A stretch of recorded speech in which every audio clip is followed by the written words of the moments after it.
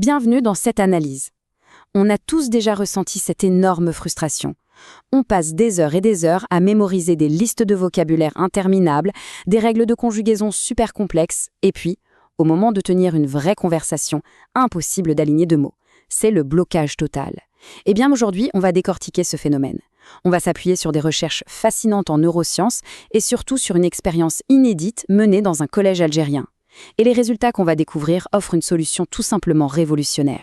Alors, la grande question, pourquoi lisons-nous tellement mieux que nous parlons? C'est quand même un mystère assez fou, non? Très souvent, on est tout à fait capable de lire un texte super pointu dans une langue étrangère, on comprend presque tout, mais on perd complètement nos moyens quand il faut juste formuler une réponse toute simple à l'oral. Pourquoi notre cerveau gère-t-il super bien l'écrit pour ensuite faire la grève dès qu'il faut ouvrir la bouche?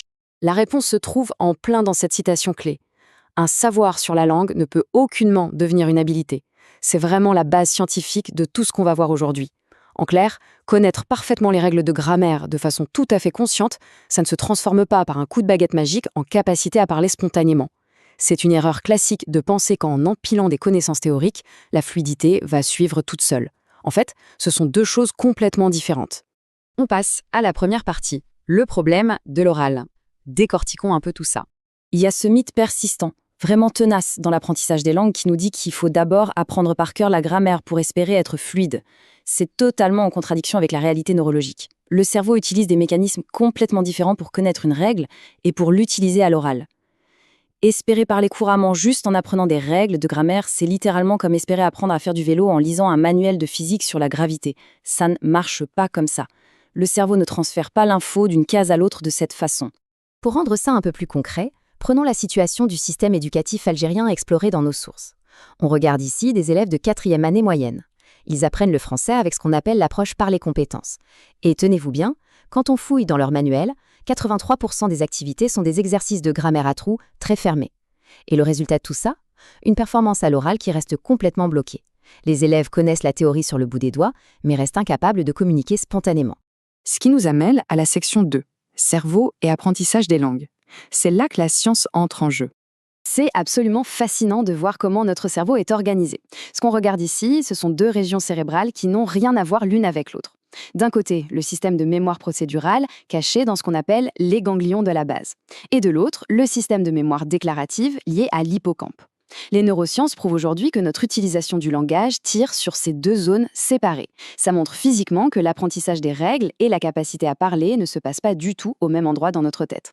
Pour faire simple, comparons ces deux mémoires. Quand on apprend consciemment la grammaire ou qu'on écrit avec application, on tire sur la mémoire déclarative. C'est un processus conscient. Par contre, quand on parle couramment, qu'on lance des phrases avec naturel, là, on utilise la mémoire procédurale. C'est la mémoire des automatismes, un peu comme quand on conduit une voiture sans réfléchir aux pédales. Ce sont deux tâches cognitives à 100% distinctes.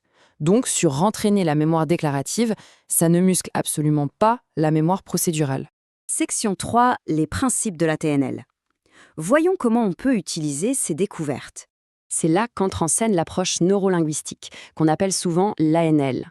C'est une méthode d'enseignement complètement innovante qui se base directement sur ces neurosciences. L'idée, elle donne la priorité absolue à la construction de notre compétence orale de manière implicite bien avant de s'attaquer aux règles écrites explicites.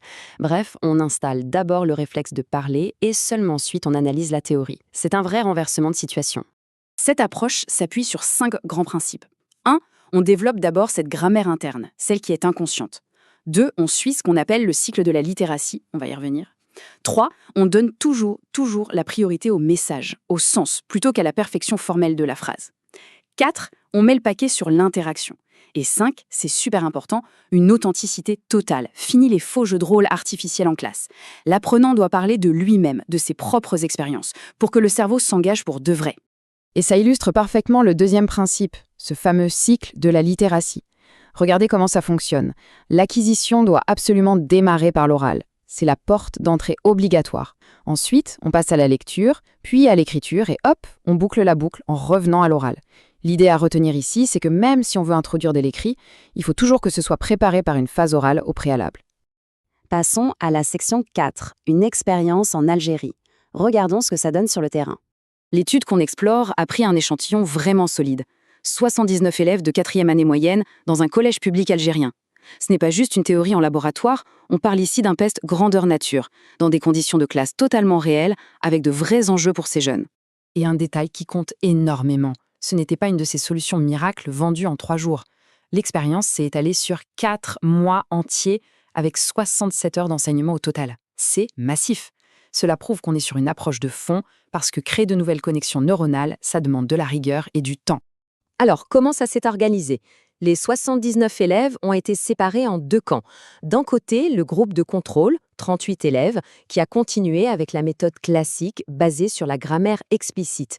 Et de l'autre, le groupe expérimental, de 41 élèves, complètement plongé dans la méthode ANL, avec un focus total sur l'oral implicite et les interactions authentiques. Les résultats du premier test, au bout de 2 mois, sont assez surprenants. Au départ, tout le monde était au niveau novice à l'oral. Et après 2 mois, eh bien, les 2 groupes sont restés exactement au même niveau. Pas de changement significatif. Mais c'est en fait très logique, car ça confirme que forger cette mémoire procédurale, ces automatismes du langage, ce n'est pas immédiat. Le cerveau a besoin de temps pour s'adapter. Section 5, l'approche qui change tout. Parce que c'est à la fin que la magie opère vraiment. C'est ici, après les 4 mois complets, que tout bascule. Les courbes se séparent de façon fulgurante. Le groupe de contrôle, resté sur la grammaire classique, est resté complètement bloqué au niveau novice, avec une moyenne de 13,54. Mais regardez le groupe expérimental ANL. Ils ont fait un véritable bond statistique. Ils ont franchi un palier entier pour atterrir au niveau basique, avec un beau score de 15,07.